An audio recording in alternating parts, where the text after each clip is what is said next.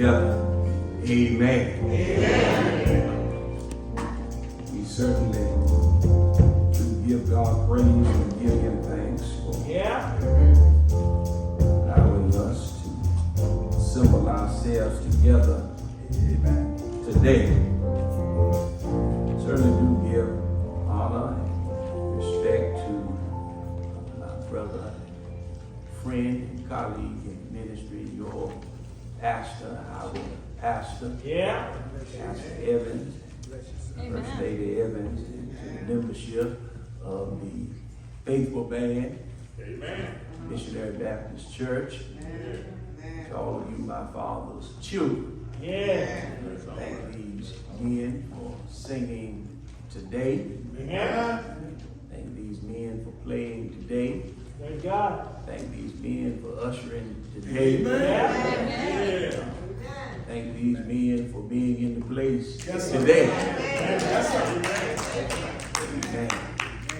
Certainly delighted to be here. There's no place in the world like Faithful Band. Amen. No place in the world like Faithful Band. I'm glad to be here with you. Thank you, Reverend Evans, for the invitation to come and share with you. Happy Father's Day to all of these men that are here today. Amen. We are grateful and thankful for each and every one of these men, these fathers, and these father figures that are here on today, and those that may be sharing, tuning in with us as well. Amen. I'm not going to hold you too long today, but I do want to hold you long enough. That's right. Amen. All right. That's right. Amen. And I don't mean that as far as keeping you here all day. I want to hold you long enough to give to you what the Lord has put in me to give unto you. That's right. That's all right. Amen. Amen. Invite your thought and meditation today to the book of 1 Samuel. 1 Samuel.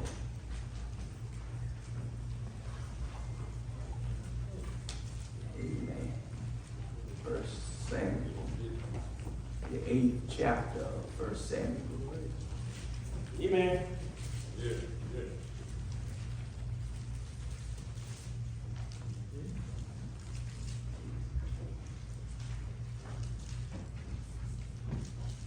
I didn't call their names earlier, but Reverend Hardy, and Reverend Green, Amen. Minister Hardy, Reverend Clark, and everybody that is here. We are grateful and thankful. Amen. You have 1 Samuel chapter 8. You say amen. Amen. I want to read just a few verses. I'll begin reading at verse number 1. The New King James Version of the Bible. Amen. Now it came to pass when Samuel was old that he made his sons judges over Israel. That's right. That's right. The name of his firstborn was Joel, and the name of his second Abijah. They were judges in Beersheba. That's right. But his sons did not walk in his ways. All right now. They turned aside after dishonest gain, took bribes, and perverted justice. Then all the elders of Israel gathered together. They came to Samuel at Ramah and said to him, "Look, you are old, and your sons do not walk in your ways. All right now. Now make for us a king to judge us like all the nations." Amen. Amen. Verses Amen. 1 through 5, 1 Samuel chapter 8. Would you bow with us? Yes, in Lord. prayer? Merciful God, our Father, We come again thanking you for this preaching Thank you, privilege Lord. and opportunity. Yes. I ask now in the name of Jesus that you would hide me behind the cross of Please, Calvary, Lord. that all will be seen of thee and less of me. Yes. Pray that you would bind any spirit that is contrary to your Holy Spirit, anything or anybody that will stand in our way from hearing, believing, and receiving what thus said the Lord. Yes, Lord. Pray that the words of my mouth Yes. and the meditations of our hearts would be acceptable in thy sight. Yes, O Lord. Lord, our strength and our Redeemer. Uh-huh. It is in the name of Name of Jesus Jesus. we do pray. Amen. Amen. I want to talk the next little while from this subject and this thought. A good father with bad sons. A good father with bad sons. Let me say today, my brothers and sisters, that fathers were made by God. And it is a good thing to have a father figure and have a father in your life. I can't understand for the life of me why some men will go out and get babies but don't want to take care of them. I can't understand for the life of me why a man would father a child or children Yeah.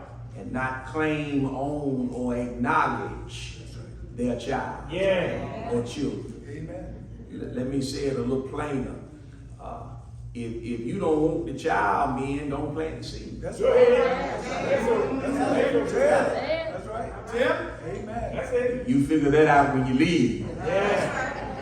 There's a whole lot of planting going on, but some folk don't want to own their crop. I hope I'm talking good. If not, I got the microphone. The Word of God also tells us that men, fathers, we should not provoke our children unto wrath. In other words, fathers should be the example before their children that they might grow up in the fear and in the admonition of the Lord. Are y'all with me? Regardless of what people think, men are still the individuals that God put in charge of the household. Even if a man negate or neglects his responsibility as a man, as a husband, as a father, it does not change the fact of who God gave the commission and the command to be head of the family and the house. There's so many men that their breath and riches, and that's all. I didn't come today to down men. I didn't come today to talk negative about men. I just came to say to us as men, we have to serve and we have to operate in the respective place and role that God put me in and placed me in to be in. And even women today are looking for a good man. They're scarce, they're few, and far in between. And it's a bad day, it's a sad day when you have women that rather be by themselves than to be with a man. That's a sad day. Especially when God said that it was not good for man to be alone. Some may not like this, but I'm not talking about a man being in the company or being fulfilled with another man. That can't happen. I'm not talking about a woman being pleasured and fulfilled by another woman. No, I'm not talking about that, because that's an abomination unto God. And I don't try to tell nobody who to like, who to love, who to be with, who to not be with. You have the choice to choose who you love or who you want to be with. And you have the same choice to go to hell or to go to heaven. That's your choice to make. I can't make that choice for you. Are y'all listening to me?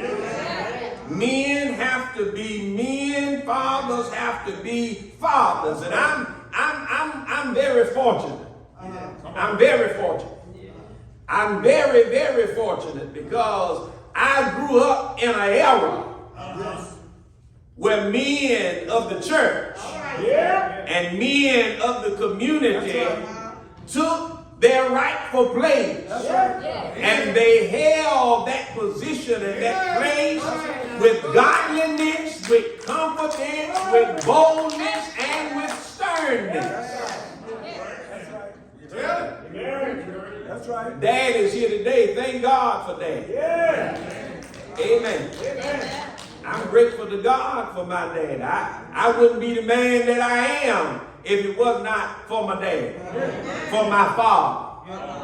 But I'm grateful that not only did I have the manly father, godly figure at home, but I had it in my community. Oh, yes, I did. Amen. Coming to Faithful Band on third Sunday, I had it out on the ground when Brother Mitchell was out there as a yard usher. Coming inside of Faithful Band, I had it right here. I had it at home, had it in my home church, but got it right here from Faithful Band in this community. The late Deacon Gilbert Harden. I got it from here. All these deacon people that's here, Deacon Don, all of them, Deacon Key, all of them, and the younger people, I got it right here. In my very own community, the late Deacon Jesse Rook, I got it from him. The late Deacon Joe Rook, I got it from him. Deacon Marilyn Rook, I got it from him. The late Deacon Ernest Manning, I got it from him. Mr. Buck Joyner, my cousin at Oak Grove in the community, I got it from him. My late pastor that baptized me, Reverend George A. Smith, I got it from him. And I'm grateful to God that I had men in my life. Reverend Green gave me my first revival. I'm glad I had it in my life. And I'll say this to each and every one of us, that a man does not necessarily have to plant the seed to be a father figure. Are y'all with me? That can happen, and I'm grateful to God for all of the men that the Lord has allowed me to encounter in my life. This text today points out to us a good man, a good father. You know him. His name is Samuel. This book bears his name. Samuel. You remember Samuel. He's the one that his mother Hannah prayed for. You do remember Samuel, don't you? Hannah was barren, but she talked to God about her inability to procreate. And she said, God, I want a child. But she was specific in her prayers. And she said unto the Lord, I don't just want a child, but I want a man child. And you know, I looked at that, Pastor Green, in the Bible. She didn't ask for a son. She didn't say, God, give me a boy. She said, give me a man child. Lord have mercy. I heard Paul say on one occasion, when I was a child, I spoke as a child. I acted like a child. I understood as a child. But since I have become a man, I put away childish things. Are y'all listening to me? She prayed and said, Lord, give me a man child. I want him to be a man, but I want to also have him as my child.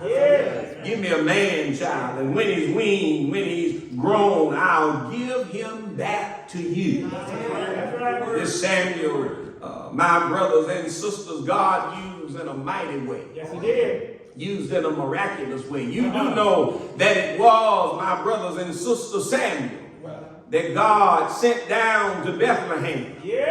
Told him to invite Jesse and his sons to the sacrifice, it was Samuel. Yeah. And God told him, take you some fellas with you and get your ram's horn full of oil and go down there to anoint the king that will be over Israel. Are y'all with me? Samuel did just as the Lord told him to do. And Samuel anointed David to be the next king over Israel. This was after Saul. Now, the appointment of Saul or David had not come yet. I just want you to understand, because in your reading, you will understand and come to grips that this is the same Samuel that I'm talking about today that will have other events in his writings later on. Samuel, my brothers and sisters, was a godly man.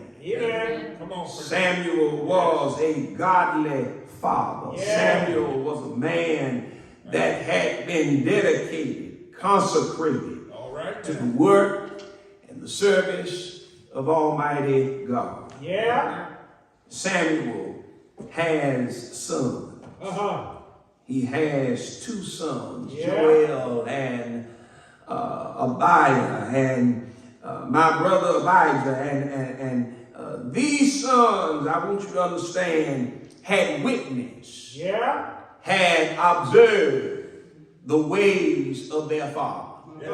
They didn't have any excuse for acting like they didn't have any home training, because their father Samuel taught them. Taught them the difference between right and wrong. Taught them the difference between good and evil. Taught them the difference between godliness and ungodliness. Taught them the difference between righteousness and unrighteousness. Samuel was judged over Israel. But Samuel had grown old in his years. He had grown from his mother's child to an adult and to a senior citizen. The text tells us that he's now old. Lord have mercy. And while I'm there, I think I want to tell us today, I'm not as old as I hope to get. That's right. But I'm pressing towards being old. Are y'all listening? I want to live long enough to say that I'm an old preacher. I want to preach long enough to say that I am an old preacher. I want to look back over 60, 70 years in ministry and say, I remember when I came to Faithful Band as a young preacher. And now I'm an old preacher. Samuel, in the text, my brothers and sisters, the word tells us that he was judged over Israel, and Samuel is old. And being old, my brothers and sisters, is a good thing, because if you do not live long enough to get old, that means you're going to die while you're young.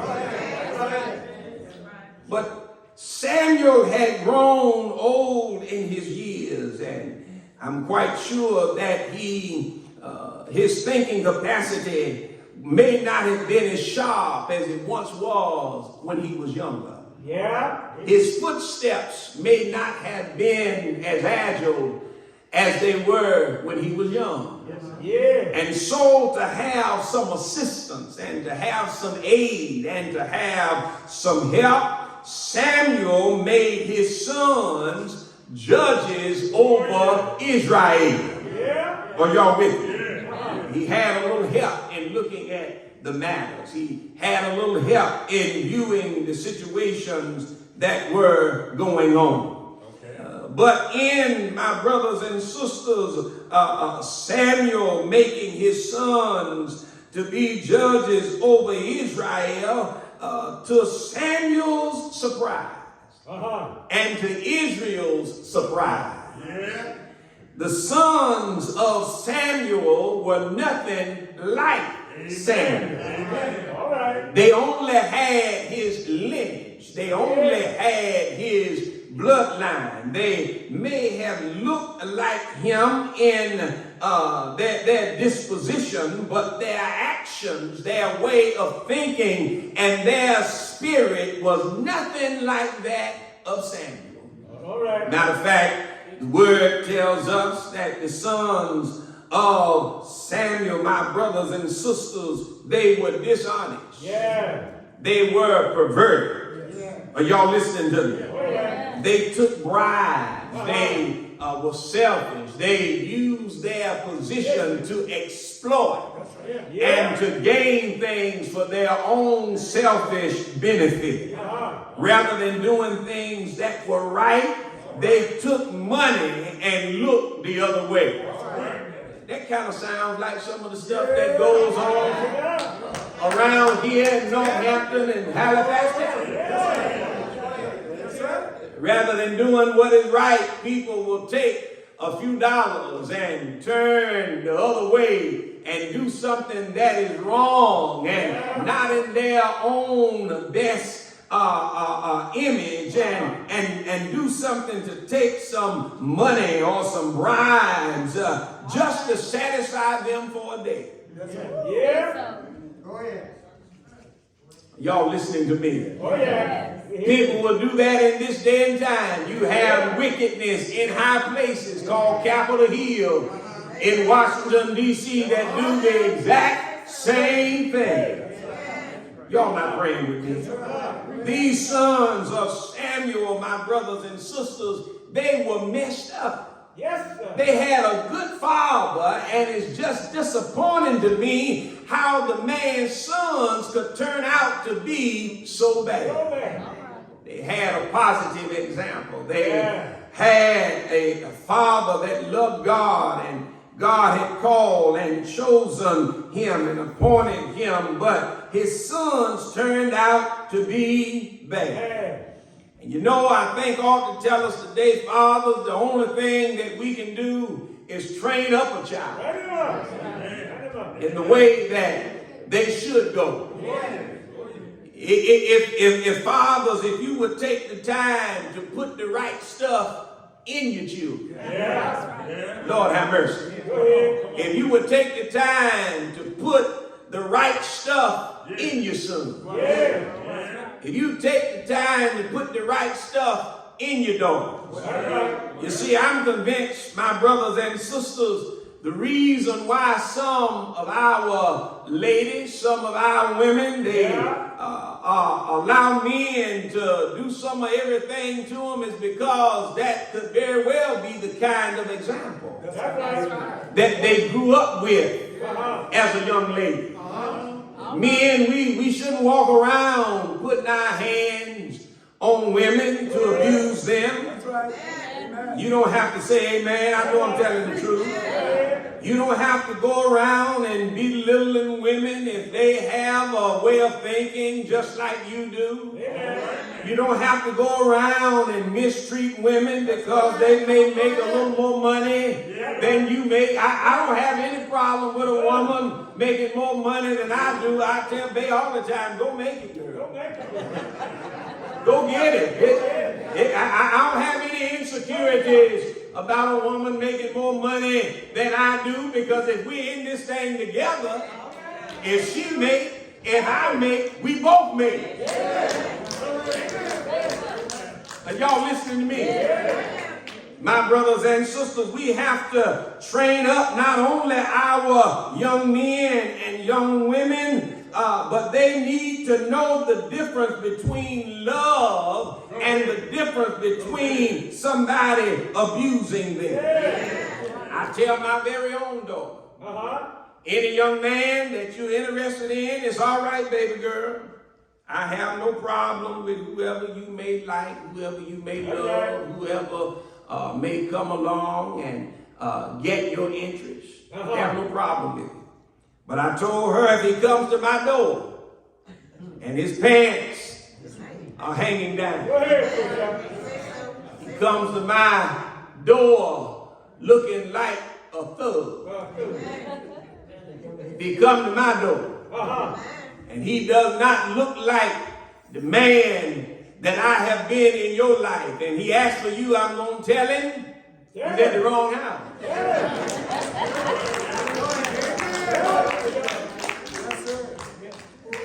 If you bring a young man for me to meet, it's all right. But if he does not have an outlook on his future, if he doesn't have a mindset of what he wants to do next year, if he does not have a mindset of what he wants to do 20 years from now, if I have to take care of you and him, you best to just stay by yourself. But what I'm trying to get us to see today, my brothers and sisters, is Samuel was a man in front of his sons, and why they turned out so bad, I can't explain it. That's right. Amen. Fathers, not saying that you don't do it, but I hope you tell your daughters just like I tell mine. If a young man wants to date you and can't open up your door, Amen. he's not a gentleman. Leave him alone. Leave alone. That's the old school. Y'all with me? If a man wants you to take care of him, Come on. leave him alone. That's right. That's right. That's right. Yeah, praise God. This father, Samuel, was a positive example to his son. Yeah. The text lets us know that Israel told Samuel, your sons, they may be your sons. Yeah. You're good, Uh-huh. but they are Yeah, bad. bad. And look at the text. Samuel's sons were so bad So bad. Come on, preacher. that Israel said, Uh-huh. Yeah. we'd much rather have a king Yeah. than to have your son over us. All right. Now that's a sad commentary that they would much rather have someone to exert authority over them in the position of a king than to have the preacher that was chosen by God, Samuel's sons, to help them, to aid them, and to be judges over them. Yeah. Matter of fact, the Israel was so disgruntled that the elders came together and said, Samuel, Uh-huh. we'd like to have a meeting with you. Yeah. It was your call to put Joel and Abijah as judges over us, but we want to tell you, we can't live with that. That's right. We can't deal with that because your sons are nothing like you. That's right. They are dishonest. Yeah. They're not truthful. They will do anything for money. Yeah. They'll even do anything to allow somebody to escape justice and being accountable. Uh-huh. Samuel, we don't want your sons. Samuel, we were satisfied with you. Yeah. But your sons don't have any godliness Hello. about their decision making. Well.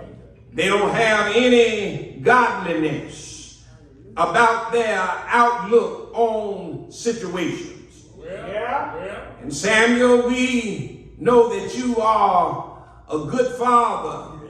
We know that you are a good leader. Yeah. We know that you are a good preacher. We know that you are a good pastor. We know that you are a good person in your processes of thinking. All right now. But we really don't want to have anything to do with your son. Right.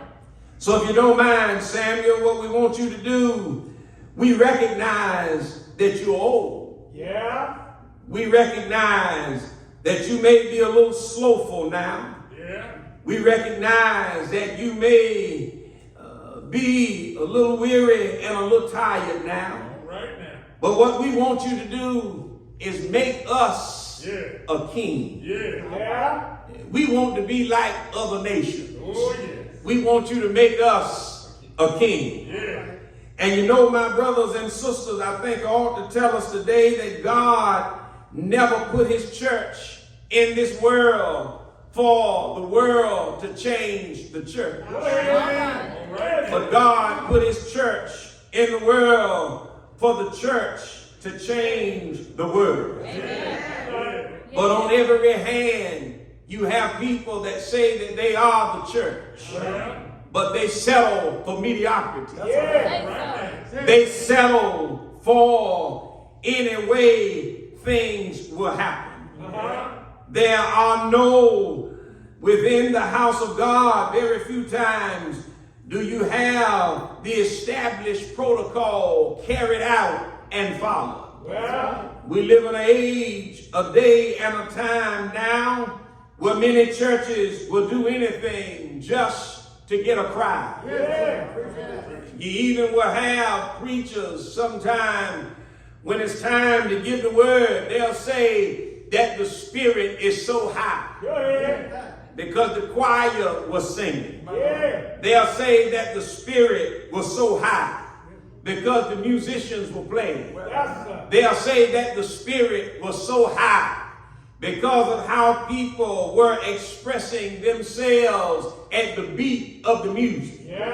And they'll give the benediction and say, there is no need for me to preach today because people got what they came for. But the last time I read the word said to me, how shall they hear without preaching? And how shall they preach except they be sent? I don't care how many times we come to worship, choir singing good is necessary. Musicians playing well is necessary. Ushers serving in their position is necessary. Everything in accordance with the worship is necessary. But the climactic point of any worship, the point in which we come to the worship, is to hear the latest news from the Lord. And I don't care how well you sing, singing will do only so much. I don't care how well you pray, praying will only do so much. But I heard the word of the Lord say that the word will keep you. The word will help you to last.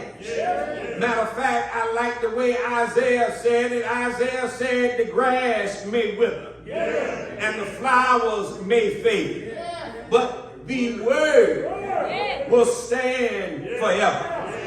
And I'm glad, my brothers and sisters, that we have to have some true men, some bold men that do not mind standing and telling a dying word.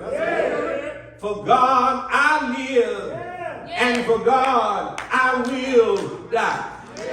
We got to have some men that will be true men, that will be good fathers, that will be good husbands, that will raise their children in the fear and the admonition of the Lord.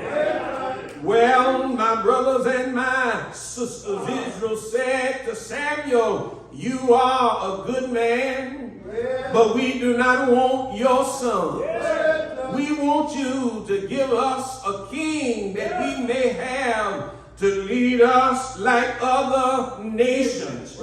And my brothers and my sisters, I got to get ready to close now, but I tell you that men, God has put you in a position to be a man. And as a man, you have to do what is pleasing in the eyesight of Almighty God. And if the truth be told, a woman that is truly a woman, she doesn't really want to lead anyway. She wants that good, godly man to be the man that God has called him to be and do what thus saith the Lord.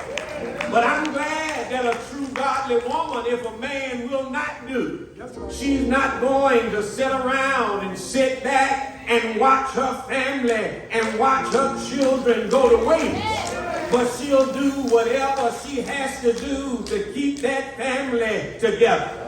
But it does not change the fact that a man is supposed to be a man. And Samuel was a good man, but he had bad sons. And we see the things that these bad sons did and how Israel was not satisfied with the attitude or with the disposition of Samuel's sons. But as I go to my close, I want to tell you that there is another father. And this father had a son that was in his likeness. This father, my brothers and sisters, he sits high and he looks down low. This father, he had a son that didn't mind doing his will. This father had a son and he didn't mind doing what brought pleasure and joy to his father. Matter of fact, this son said on one occasion, if you've seen me, then you've seen my father also. Because our likeness is identical. If you've seen me, you've seen my father. If you've seen my father, then you've seen me also. And I heard this father talking about his son down at the Jordan River. When his son was baptized, the father spoke out and said, this is my beloved son, in whom I am well pleased. And this father sent his son Jesus down into this world to heal, to deliver, and to set free. This father sent his son to open up blinded eyes. This father sent his son to unloose stammering tongues.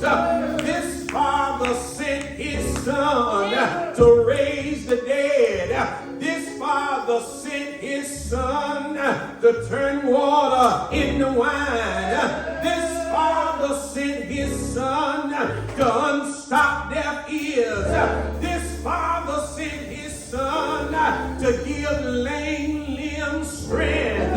This father sent his son to go out to Calvary's rugged mountain. And out on Calvary, this son was going to shed his blood. This son was going to die in my stead.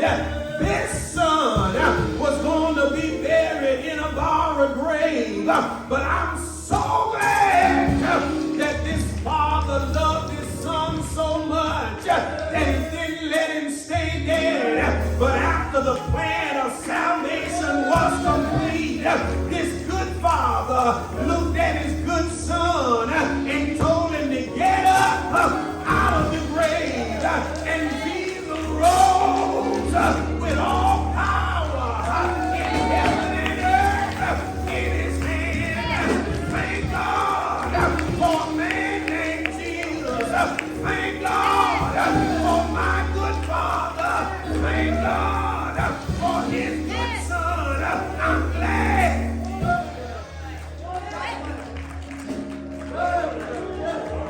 I'm so glad that I have a good father who has a good son. Even though Samuel was a good father and had bad sons. Men, let us be men. That God will be pleased with. And if we would allow God to use us, when this life is all over, our good Father has promised us a good place. And his good son said that he was going away to prepare it for us. That where he is, there we can be. I'm on my way. I hope hope you are. Oh, yeah. I'm on my way All right then. to claim my eternal reward. Yeah. The place that God, through and by his son Jesus, Yeah. Amen. has made ready for me. Uh-huh. Men be good fathers. Yeah. Amen. And if you would be a good father Uh-huh. and be that example, that God will be pleased with. Yeah. Whether your sons or your children or your daughters turn out good or bad, that's a choice that they make. Yeah. But do not be the person Uh-huh. that will be a negative influence Yeah. All right. in their lives Yes. that would contribute to them turning out bad. Yeah. Be good father Yeah. and be prayerful Yes. that you being a good father will help to produce good sons Yeah. and good daughters Amen. that God himself can use. Yeah.